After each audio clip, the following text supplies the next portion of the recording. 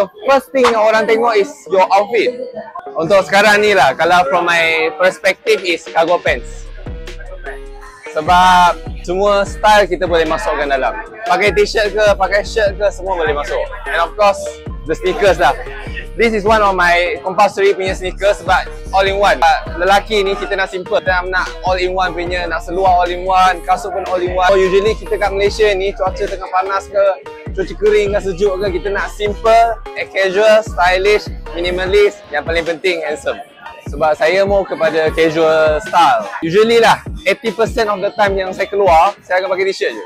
T-shirt dengan cargo pants dengan sneaker. Lainkan saya kena pakai formal wear untuk certain event, certain occasion atau bergantung kepada tema event lah. Kalau I believe depends on people punya preferences lah. Macam saya just nak casual tapi yang penting smart. That means like teratur lah. Apa yang kita pakaikan dari atas sampai ke bawah, dari rambut sampai ke kaki. Rambut kemas, kasut pun kemas, seluar pun kemas, baju pun okey. So first thing yang orang tengok is your outfit. So kalau kita sebagai seorang lelaki, orang dress up sebarangan, nak cakap even casual pun bukannya sebarangan casual yang korang pakai macam seluar tidur, tiba-tiba baju t-shirt. Tak kena lah kan? So of course casual tapi teratur, kemas lah.